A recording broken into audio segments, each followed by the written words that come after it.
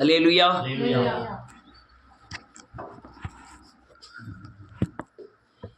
கர்த்தருடைய பரிசுத்த நாமத்துக்கு ஸ்தோத்திரம். கொஞ்சம் திரும்பி பாருங்க. நீங்கள் ரட்சிக்கப்பட்ட நாள் முதல் இந்நாள் வரை கர்த்தர் எப்படி நடத்துகிறார். எல்லாருடைய நிலைமை இயேசுவை அறியாததுனால இவர்கள் என்ன நினைக்கிறாங்க, ஐயோ நான் அவன் வீடு கட்டிட்டான், அந்த சர்ச்சுக்கு போகிறவங்க வீடு கட்டிட்டாங்க, கார் வாங்கிட்டாங்க. அது இல்லை ஆசீர்வாதம். ஆத்தும விடுதலையே பகிரங்கமான ஆசீர்வாதம். ஆனால் அதுவும் தேவை. நம்ம இதைவிட ஆவிக்குரிய முறையில் அல்லேலூயா நம் பின்னால் இருந்து நமக்கு கண்ணுக்கு தெரியாத பிசாசின் பிடிகளில் இருந்து நாம் விடுதலையாகி, சாப பிடியில் இருந்து விடுதலையாகி, பாவ பிடியில் இருந்து விடுதலையாகி, நாம் சமாதானத்தோடு வாழ்ந்த காலங்களை நாம் நினைவு கூற வேண்டும். இதெல்லாம் உங்களால் பார்க்க முடியாது. நீங்கள் உலகத்தில் உலக ஆசீர்வாதத்தை நீங்கள் பார்க்க முடியும். கார் வாங்குறதையோ, மற்ற அல்லேலூயா உலக வீடு கட்டுகிறதையோ, பணம் பகட்டு செய்கிறதையோ நீங்கள் பார்க்க முடியும். ஆனால் அந்த ஆவிக்குரிய சாயலிலே, கிரியிலே நடக்கிற காரியங்களை அந்த தனிப்பட்ட ஆத்மா மட்டும்தான் புரிந்து கொள்ள முடியும். நான் அல்லேலூயா கொடூர பாவியாக இருந்தேன், நான் குடிகாரனாக இருந்தேன், அல்லேலூயா விக்கிரகத்தை சேவிக்கிறவனாக இருந்தேன், சாமி கூட ஆடுதவனாக இருந்தேன், அல்லேலூயா ரவுடித்தனம் பண்ணுகிறவனாக இருந்தேன். அதுக்கப்புறம் நான் ரட்சிக்கப்பட்டு இதுவரை நான் ஓடி வந்திருக்கேன். இந்த நிலைமைகளில் எது சரி, எதுலேருந்து இவ்வளவு தூரம் வந்திருக்கிறேனே, இதில் என்ன மேன்மை என்பதை நான் திரும்பி பார்க்கிறேன். என்ன நடந்தது, எனக்குள்ள ஏதோ ஒரு காரியம் நடந்திருக்கு. அல்லேலூயா நான் அல்லேலூயா ரட்சிக்கப்படாதிருந்தால் என்ன ஆயிருப்பேன், ரட்சிக்கப்பட்டதுனால எனக்கு கிடைச்ச பலன் என்ன, இப்படின்னு நீங்க எல்லாருமே உங்களுக்குள்ள ஆராய்ந்து பார்க்க வேண்டும். ஆராய்ந்து பார்த்தாதான் உங்களுக்கு பின்னால இருக்கிற அல்லேலூயா முன்னால இருக்கிற காரியங்களை நீங்கள் அல்லேலூயா விசுவாசிக்க முடியும். அதுக்காக தான் நன்றி பலிகளை வைத்திருக்கிறோம். நன்றி செலுத்தணும் அப்படின்னு வச்சிருக்க காரணமே, கடந்த காலங்களில் தேவன் செய்த நன்மைகளை உணர்ந்து அல்லேலூயா நன்றி சொன்னால்தான் வருகிற காலங்களில் நாம் கர்த்தர் செய்வார் என்பதை நீங்கள் உணர முடியும். நான் அநேக நேரம் இதையும் நினச்சி பார்த்துருக்கிறேன், ஊழியத்தின் பாதைன்னு நினச்சி பார்த்துருக்கேன். எல்லாத்தையும் உதறி விட்டு வந்தேன். எல்லாத்தையும் பணம், பாசம், அல்லேலூயா உலகத்தின் மேன்மை, பாவத்தினால் உண்டாகிற சந்தோஷம், அல்லேலூயா உலகத்தில் நல்ல மேன்மை இருந்தது. அநேகர் அல்லேலூயா என்னை வரவேற்றவர்கள் எத்தனை பேர், ஒரு மதிப்பு அல்லேலூயா உலக மதிப்பு இருந்தது. அப்புறம் அரசியல், ஜாதியின் மேன்மை, இவைகளெல்லாம் ஒரு தனித்தன்மையுடையவனாக இருந்தேன். அந்த மேன்மை கடைசியில் எனக்கு சஞ்சலத்தை தான் கொண்டு வந்தது. சஞ்சலத்தில் அதில் சமாதானமற்ற நிலைமையாக இருந்தது. நான் எப்போது இயேசுவை ஏற்றுக்கொண்டேனோ எல்லாவற்றையும் விடுவதற்காக முயற்சி பண்ணினேன். நீங்கள் பேதுருவை எடுத்துக்கிட்டாலும் எல்லாரும் விட்டு தான் தேவனை பின்பற்றினான். இதில் நான் எலிசாவை விசேஷமாய் கவனிப்பேன். அல்லேலூயா சால்வையை கொண்டு எலிசா போட்டு நீ தேவன் ஊழியத்துக்கு அழைக்கிறான்னு சொன்ன உடனே 12 ஏர்பூட்டி உழுகிற வயலில் கடைசி ஒரு ஏர் ஓட்டின அந்த முதலாளி அந்த எலிசா அந்த ஏர் மாட்டையே அல்லேலூயா வெட்டி அவன் உழுதுட்டு போன கலப்பை நோக்கால உடைச்சி அதை வச்சு எரித்து அந்த இறைச்சியை சமைத்து எலிசாவுக்கு வர்றவங்களுக்கு கொடுத்துட்டு விருந்து பண்ணிட்டு அவன் ஊழியத்துக்கு வந்து விட்டான். இப்படி ஒவ்வொரு ஆளும் நீங்கள் லேகியானை பார்த்தாலும் நான் உங்களை பின்தொடர்வேன் என்று சொல்கிறான். இன்னொரு மனுஷன் ஆண்டவரே நீர் எங்கு போனாலும் நான் உங்க பின்னாலே வருவேன்னு சொல்லுவான். இப்படி தேவனால் அதுதான் சரியான ரட்சிப்பு. எல்லாவற்றையும் அல்லேலூயா உதறி தள்ளிவிட்டு ஓடுவதுதான் கிறிஸ்துவ ஜீவியம். இந்த ஜீவியம் வந்த பிறகு நாம் எதையும் நம்பாமல் உலகத்தையோ, சொந்த பந்தங்களையோ, பணத்தையோ, உலகத்தின் மேன்மையையோ, அல்லேலூயா உலகத்தில் வர்ற எந்த ஆசீர்வாதத்தையோ நாம் நம்பாமல் இயேசுவை மட்டும் நம்பி தேவனுடைய ராஜ்யத்திற்கென்று ஓடினால் அதை தான் நீ நினைச்சு பார்க்கணும். உலகத்திலிருந்தே பிரித்தெடுக்க முடியாது. அவ்வளவு சொந்தங்கள் பந்தங்கள் நமக்கு பின்னால் ஓடி வர்ற ஆட்கள் நிறைய பேர். அதெல்லாம் தேவனுடைய கிரியைகள். அதுக்கப்புறம் நம்ம அல்லேலூயா பிசாசின் மேலே பலன், சிலுவையிலே அல்லேலூயா பாவத்தை ஆணியடித்து அல்லேலூயா மறுரூபமாகிற தன்மைகள், விக்கிரக பிடிகளில் இருந்து விடுதலை, சுவாபத்தின் தன்மையிலிருந்து விடுதலை, ஆத்ம சஞ்சலத்தில் இருந்து விடுதலை, அல்லேலூயா உண்ண உணவில்லனாலும் தேவனை நோக்கி ஓடின காரியங்கள் இன்னைக்கு சாட்சியாய் மாறுகிறது. இழந்த காரியங்கள் சாட்சியாய் மாறுகிறது. நாம் காயப்பட்ட காரியங்கள், நமது தேவனுக்காய் பட்ட அவமானங்கள், நிந்தைகள் எதிர்காலங்களில் அது சாட்சியாய் மாறுகிறது.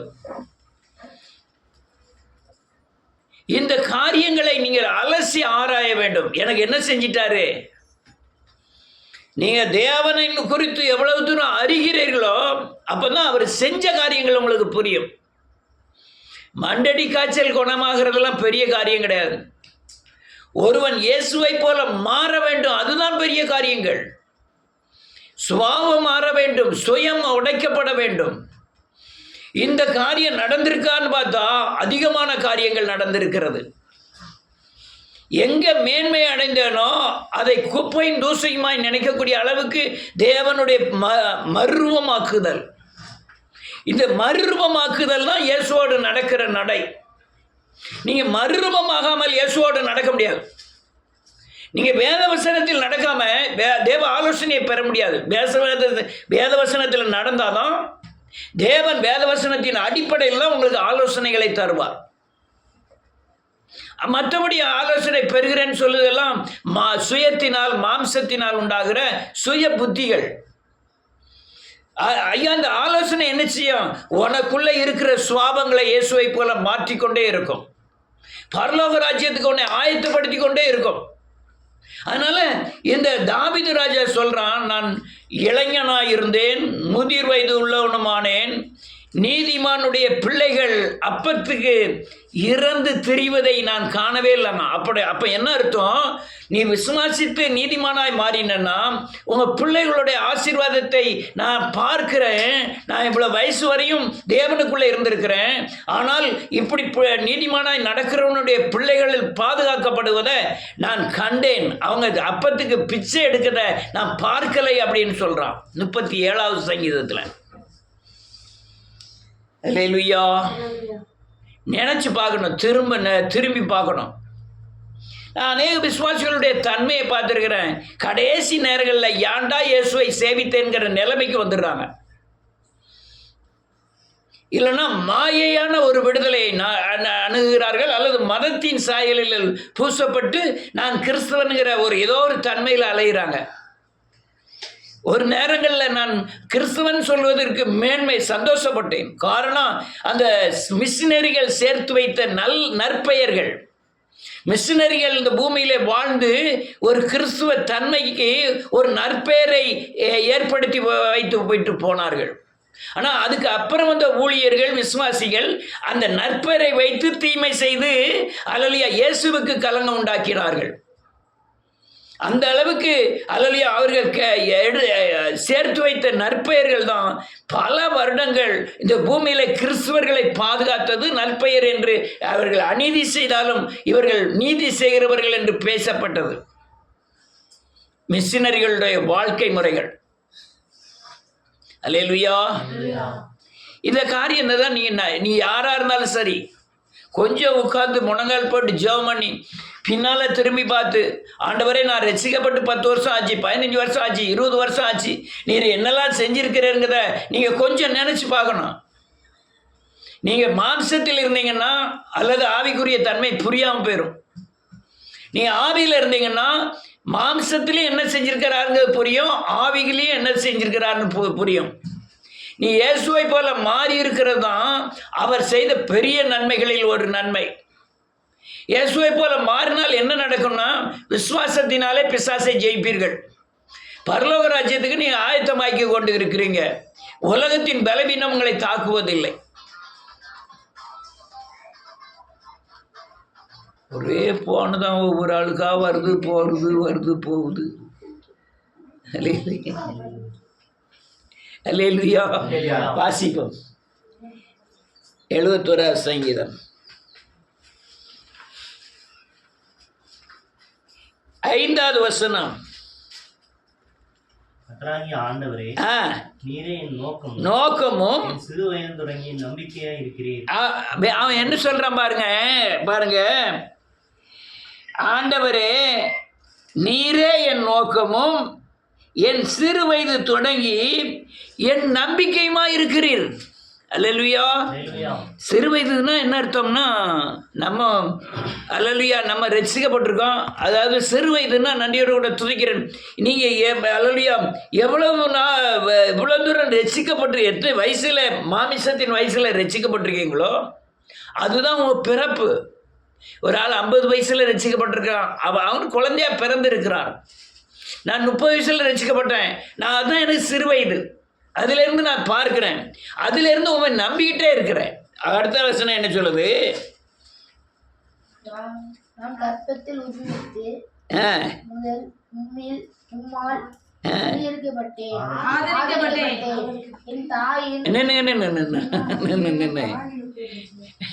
எத்தனை நாள் படிக்கிற? 8. சூப்பரா படிக்குமா? அல்லேலூயா. இதுதான் எனக்கு மாம்சத்தில் பிறந்ததை குறித்து சொல்லுது. நான் கற்பத்தில் உற்பவித்தது முதல் உம்மால் என்ன செய்யப்பட்டேன்? ஆதரிக்கப்பட்டேன். கற்பத்தில் இருக்கும்போதே நான் அல்லேலூயா நியமிக்கப்பட்டிருக்கேன் உமக்காய்.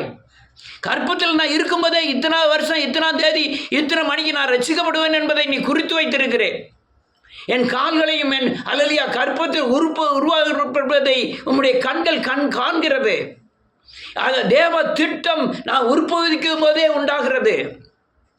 ஆனால் குறிப்பிட்ட வருடங்களை நியமித்திருக்கிறார் எனக்கு. அது ஏன் எதுக்குன்னு யாருமே கண்டுபிடிக்க முடியாது. எனக்கு 30 வயசு வச்சிருந்தார், உங்களுக்கு 15 வயசு வச்சிருப்பார், ஒரு நாளுக்கு 40 வயசு வச்சிருப்பார். ஒரு குறிப்பிட்ட வருஷம் வரையும் தாயின் கருவிலே அவர் தெரிந்து கொண்டாலும் உற்பவித்தது முதல் அல்லேலூயா பேதலிக்கிறேன்னு சங்கீதக்காரன் சொல்றான். அதாவது வருத்தப்படுகிறேன், சஞ்சலப்பட்டுக்கிட்டு இருக்கேன் அவன் சொல்றான். நான் உற்பவித்தது அவருக்கு தெரியும். கைகளையும் கால்களையும் உருவாக்கினவர் அவர்.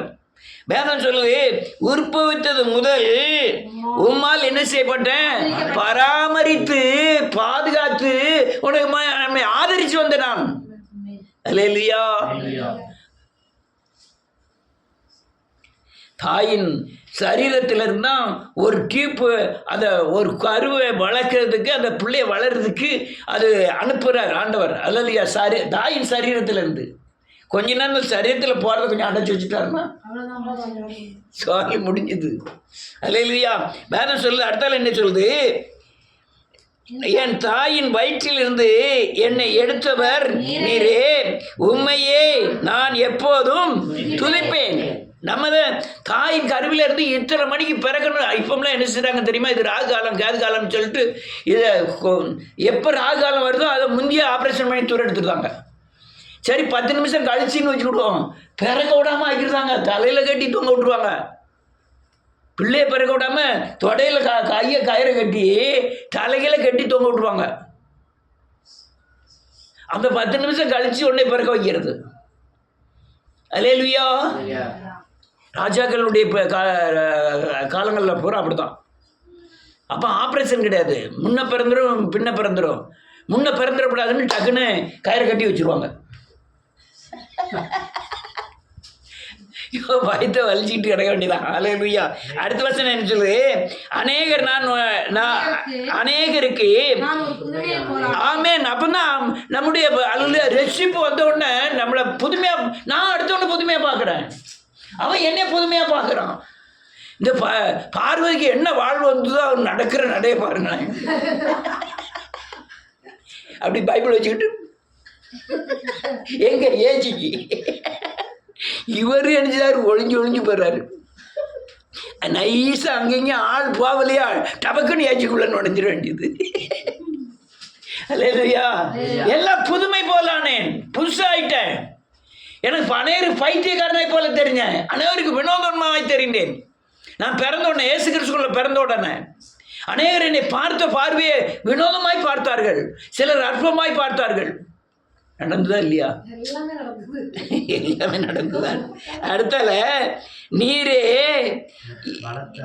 எனக்கு பலத்த அடைக்கலமா இருந்தீர், நீர் தான் பாதுகாப்பா இருந்தீர். அன்னைக்கு எல்லாரும் பகைத்தார்கள், தெருவில் உள்ளவன், ஜாதிக்காரன், சொந்த பந்தம் எல்லாம் பகைக்க ஆரம்பிச்சிடும். ஏன்னா அவன் செய்கிற காரியங்களை நான் செய்ய மாட்டேங்க, அவன் விரும்புகிற காரியத்தை நான் விரும்ப மாட்டேங்க, நான் வேறொரு தெய்வத்தை கும்பிட போகிறேன். அவனுடைய மூடத்தனத்துக்கும் அறியாமைக்கும் நான் பலியாகாம என்னை விலைக்கு காத்துக் கொள்கிறேன். அவனுக்கு பயங்கர கோபம் வருது. அல்லேலூயா. ஆனால் கர்த்தர் அன்னைக்கு அடைக்கலமா இல்லைன்னா வேதனை அடைஞ்சிருப்போம். ஆனால் அவன் சொல்லும்போது நம்ம அவனை பார்க்கும்போது பைத்தியக்காரனா தெரியும், ஆனால் நம்மள அவன் பைத்தியக்காரனா நினைக்கிறான். அல்லேலூயா. அடுத்த வசனம், ஆமென். இதுதான் நம்மளை பலப்படுத்தினது அன்னைக்கு. உடனே எங்கே ஜெப கூட்டம் நடந்தாலும் உடனே போகிறது, எங்கே போனாலும் துதிக்கிறது, ஜெபம் பண்ணுறது. ஐயோ அங்கேருந்து தென்காசியில் ஜெப கூட்டம், உடனே சாயங்காலம் உடனே ஒரே ஓட்டம். இன்னைக்கு சேர்மாதியில் ஜெப கூட்டம், உடனே ஒரே ஓட்டம், உடனே ஒரு உறக்கம். இயேசுவின் நாமத்தினால அந்தகார கிரிகளை நிர்மலமாக்குவீராக.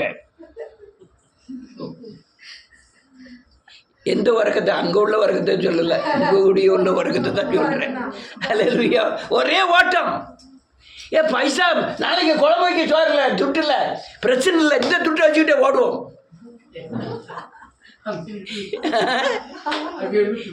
அங்கேருந்து பஸ்ஸுக்கு வர்றதுக்கு துட்டு இருக்காது.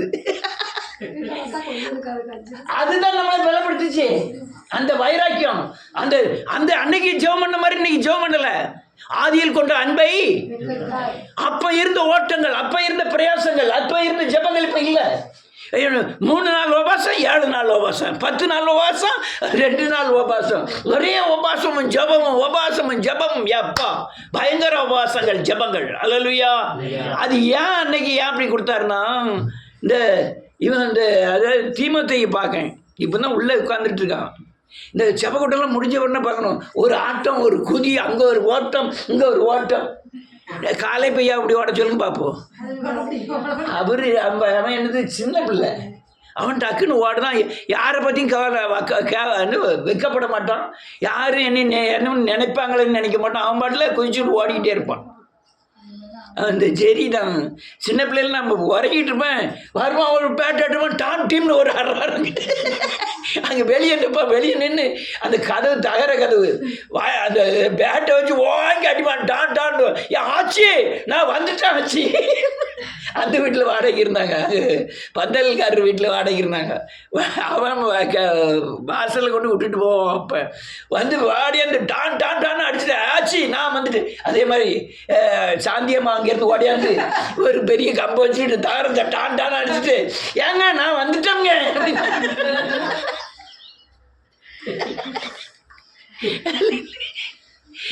ஏன்னா அது சின்ன பிள்ளை. அத மாதிரி நம்ம அன்னைக்கு அந்த காரியங்களை செய்யணும்.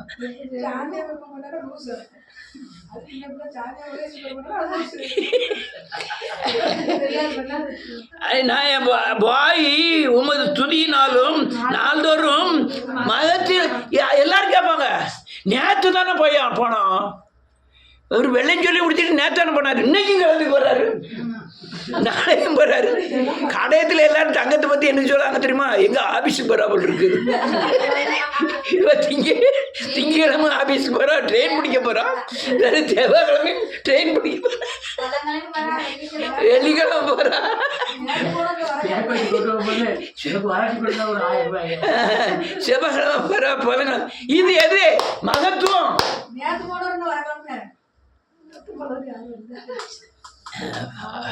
அதெல்லாம் சத்தியத்தில் பலப்படணும்னா இப்படி தான் பலவீனப்படும். அல்லேலூயா. ரைட். இயேசுவின் நாமத்தினால். அடுத்த வசனம் என்ன சொல்லுது?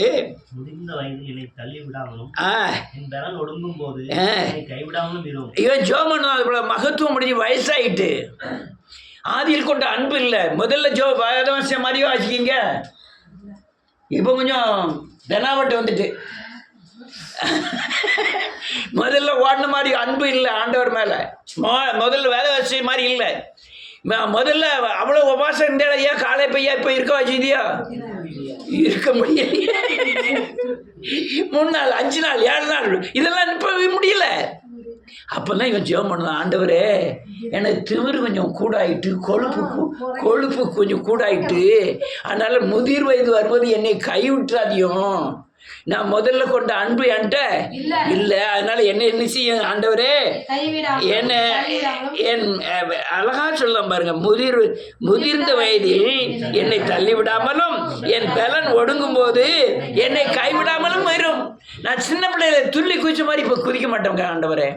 ஓடுனேன், ஜோம் பண்ணினேன், அநேகர்கிட்ட இயேசுவை பற்றி சொன்னேன். அழலியா என் பணத்தை பணம் பார்க்காம செலவழித்தேன். அடுத்தவங்களோட அவமானத்தை ஏற்றுக்கொண்டேன், நிந்தையை ஏற்றுக்கொண்டேன், அடுத்தவங்க பாரங்களை சுமந்தேன். ஆனால் இப்போ அந்த மாதிரி செய்யலை. எல்லாம் மேனஸாக நடக்க ஆரம்பிச்சிட்டேன். வேதக்கார மாதிரியே நடிக்கிறேன். ஆமென். ஜெபம் பண்ணுற மாதிரி நடிக்கிறேன்.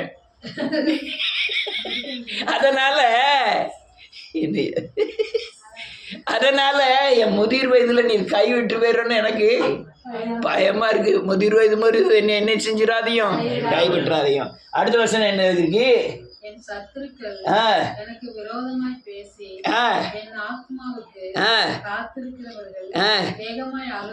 ஆலோசனை பண்ணிடுறாங்க. என் பலன் குறையுது, ஆவிக்குரிய பலன் குறையுது. சரீர பலன் மட்டுமல்ல, ஆவிக்குரிய பலன் எனக்கு குறையுது. அன்னைக்கு ஓடின மாதிரி ஓட முடியல. அன்னைக்கு விசுவாச மாதிரி அல்லையா ஆண்டவர் சோறு தரா இருந்தாலும் ஒழிய நான் அடுத்தவன்ட்ட கடன் வாங்க மாட்டேன்னு கீரையை பொறிச்சு தின்ன காலங்கள்லாம் ஒரு நாள். ஆனால் இப்போ பாக்கெட்டை திறந்தா 1000 ரூபா வருது, பாக்கெட்டை திறந்தா 10,000 ரூபா வருது. இன்னைக்கு எதுக்கு தேடணும்? அல்லேலூயா. அதனால இது சத்துரு என்ன பண்றான்? ஆண்டவரே என் சத்துரு எனக்கு விரோதமாய் என் ஆத்மாவுக்கு காத்திருக்கிறவர்கள் விரோதமா ஆலோசனை பண்ணிட்டு இருக்கான். அதனால முதிர்வதில் என்ன செய்யாதிரும், கைவிடாதிரும். நீங்க இந்த ஜபம் குறைகிறதெல்லாம் ரொம்ப பயங்கர ஆபத்து. நான் இந்த ஏன் ஆபத்துன்னு அதையும் சொல்றேன். முதல்ல தொடக்க நேரங்களில் பிசாசின் சக்தியே தெரியாது, பிசாசின் பலனே தெரியாது. இவன் வளர்ந்து தீமோத்தேயு மாதிரி சின்ன பிள்ளை. பிசாசு கோலியாத்து. இயேசுவின் நாமத்தினாலே பிசாசு அப்பால போன்னு தீமோத்தேயு ஜெபம் பண்ணுறான். நம்மளும் அப்படிதான். இயேசு கிறிஸ்துக்குள்ள வந்த உடனே எந்த பேய் என்ன பேய்னே தெரியாது, இந்த பேய் என்னச்சு அந்த பேய்லாம் தெரியாது. இயேசுவின் நாமத்தினாலே கடந்து கொள்ளுகிறோம், என் செயல் இழந்து போவதாக அப்படிலாம் ஜெபம் பண்ணுவோம். ஜெபம் பண்ணிட்டு கொஞ்சம் வளர்ந்து வந்த பிறகு, பலன் குறைஞ்ச பிறகு, அந்த பிசாசு நம்மகிட்ட விசுவாசம் குறைஞ்ச பிறகு, ஜபம் குறைஞ்ச பிறகு, வேதத்தை வாசிக்கிறது குறைஞ்ச பிறகு, இதுதான் ஆவிக்குரிய பலன். ஆவிக்குரிய பலன் குறையும் பொழுது நீ விரட்டினிடலாம். 10 வருஷத்துக்கு முந்தி, 20 வருஷத்துக்கு முந்தி வாமவளே அன்னைக்கு என்ன சொன்னேன்? அன்னைக்கு இயேசுவின் நாமத்தினாலயா கட்டிந்து கொள்ளுகிறேன் நான். வா, அன்னைக்கு விசுவாசம் இருந்தது, அன்னைக்கு பரிசுத்தம் இருந்தது, அன்னைக்கு இயேசுவின் மேல வைராக்கியம் இருந்தது. பிசாசு நம்மளை தொட முடியல. இன்னைக்கு அது அவ்வளோத்தையும் இழந்துட்டோம். அவன் வந்து நிற்கிறான், என்ன சொன்ன வா அப்படின்னு நினைப்போம். அதான் அவன் சொல்லுவான், என்ன ஆலோசனை பண்ணுறான் சத்துரு பூரம். அதனால என்ன முதிர் வயதில் என்ன செஞ்சிடாதையும்.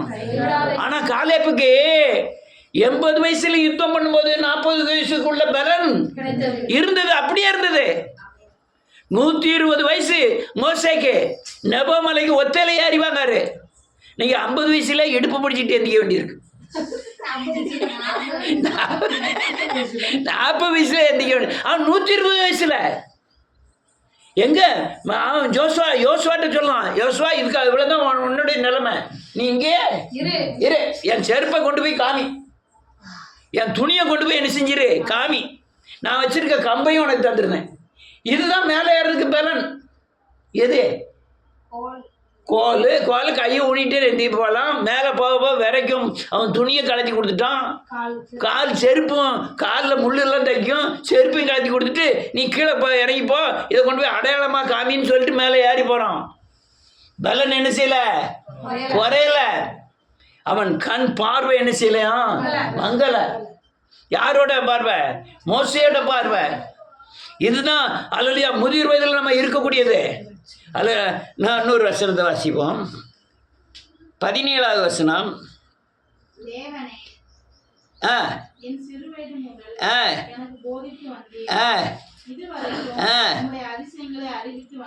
அவன் என்ன சொல்றான், ஆண்டவரே நான் ரட்சிக்கப்பட்டவொடனே அநேக அதிசயம், ரொம்ப அதிசயம் நடக்கும். நீங்க எத்தனை பேர் அனுபவிச்சிருக்கீங்கன்னு தெரியல. ரட்சிக்கப்பட்டவொடனே எல்லாமே அற்புதமா இருக்கும், எதை செஞ்சாலும் அதிசயமா இருக்கும். எங்க இயேசுவை தெரியுமா, இயேசுவை தெரியுமா, இயேசுவை தெரியுமா, இயேசுவை பிடிச்சிக்கிடுங்க, இயேசுவை பிடிச்சிக்கிடுங்க. எங்க போனாலும் இயேசுவை பத்தி சொல்லிட்டு அலைஞ்சோம்.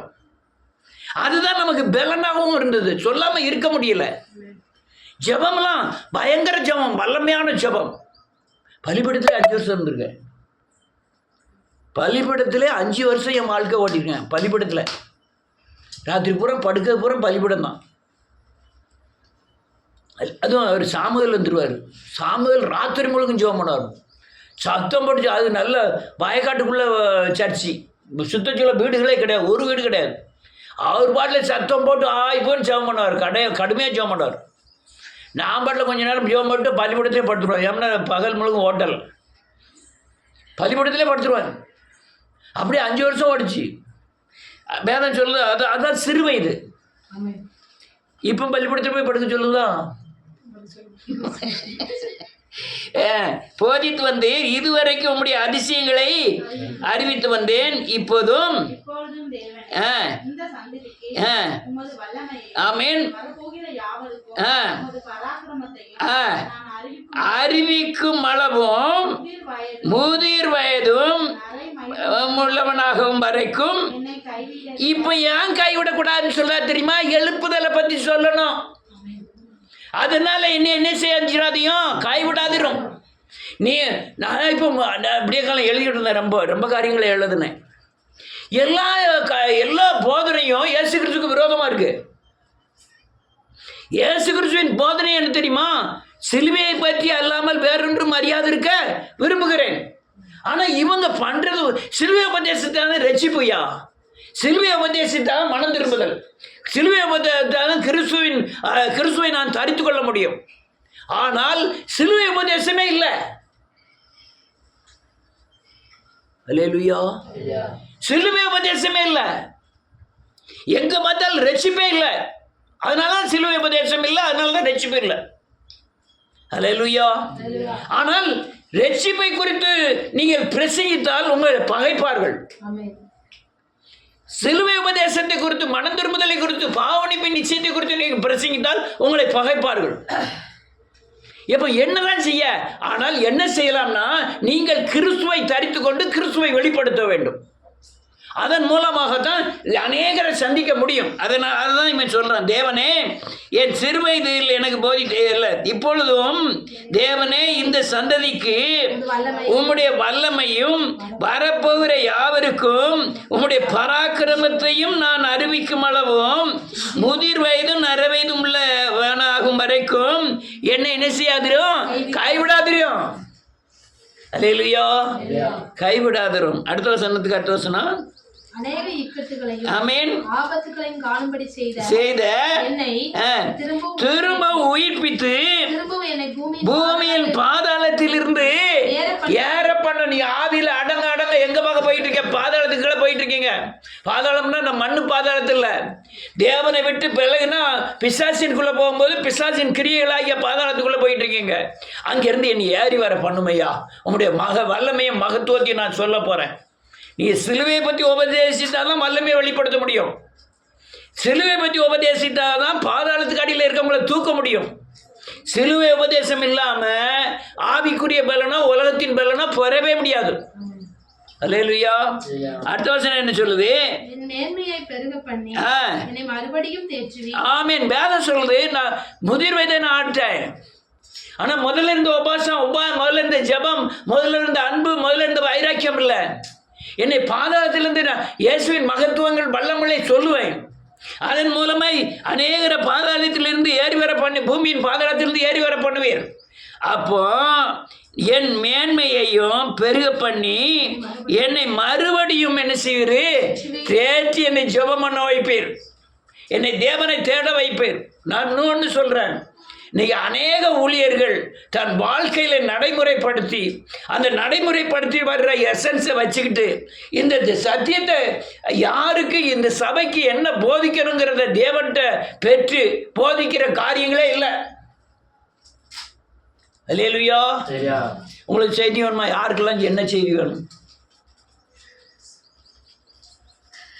நம்ம எழுப்புதல் செய்தி கிடைக்காதே. நீங்கள் இன்டர்நெட் நெட்டுக்கு போனீங்கன்னா அது இங்கிலீஷ் தெரிஞ்சிருந்தா ஏகப்பட்ட செய்தி எடுக்கலாம். அந்த செய்தி எடுக்கிறதெல்லாம் யாரையும் உயிர்ப்பிக்காது. எது உயிர்ப்பிக்கும்?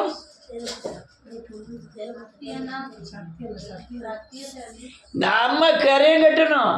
நான் சத்தியத்தில் நடந்து பேயினால் அடிபட்டு அதுக்கு நான் சத்தியத்தை பிரயோகம் பண்ணி அந்த பிரயோகம் பண்ணுகிற காரியங்களை அப்படியே கொண்டு வந்து சபையில் கொண்டு வைக்கணும். நான் சத்தியத்தை நடக்காமல் இன்டர்நெட்டில் போய் பார்த்து நெட்டில் இங்கிலீஷ் தெரிஞ்சவொடனே ஏகப்பட்ட சத்தியங்கள் கிடைக்கும், வெளிநாட்டு சத்தியம்லாம் கிடைக்கும். அதை எடுத்து வந்து நான் கேட்குறதுக்கு புதுமையாக இருக்கும், கேட்குறதுக்கு வித்தியாசமாக இருக்கும். ஆனால் எந்த வசனமும் உங்களை ஒருவரையும் உயிர்ப்பிக்காது. எது உயிர்ப்பிக்கும்? கரையும் கட்டினதும் உயிர்ப்பிக்கும். அநேகர் பேசுகிற சபைகளை ஏன் உயிர்ப்பிக்க மாட்டேங்கு? அவங்க வாழ்க்கையில் நடைமுறைப்படுத்தலை. நடைமுறைப்படுத்தாத எந்த சத்தியமும் உயிர்ப்பிக்காது. அல்லேலூயா. இதுதான் காரியம். அதனால் ஒரு வசனத்தை வாசிப்போம். சங்கீதத்தின் புத்தகம் 92வது சங்கீதம்.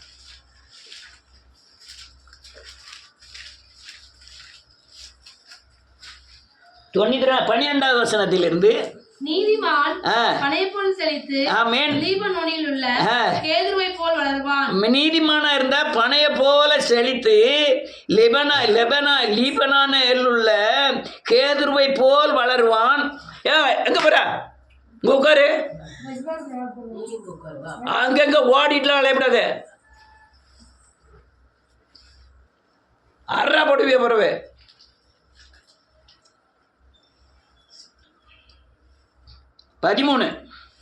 கர்த்தருடைய ஆலயத்திலே நாட்டப்பட்டவர்கள் தேவனுடைய பிரகாரங்களில் செழித்திருப்பார்கள். அல்லேலூயா.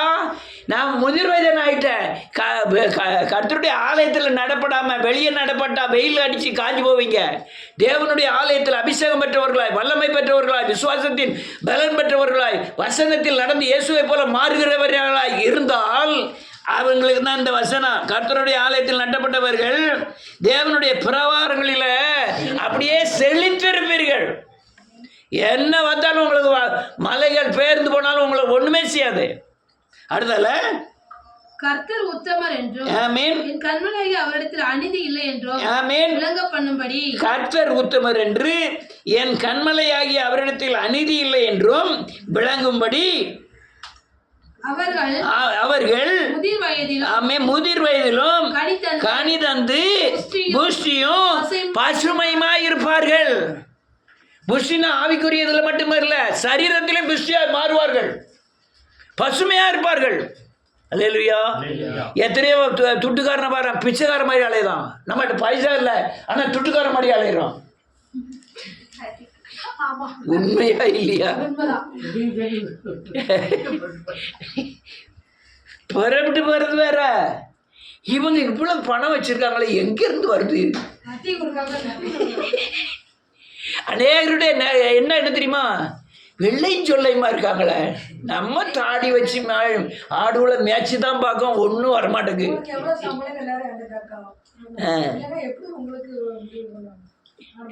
ஏன்டையும் கேட்டுக்காங்க, என்ன எவ்வளவு சம்பளம் இருக்காங்க கேட்டுக்காங்க. 15,000 நான் சொல்லியிருக்கேன்.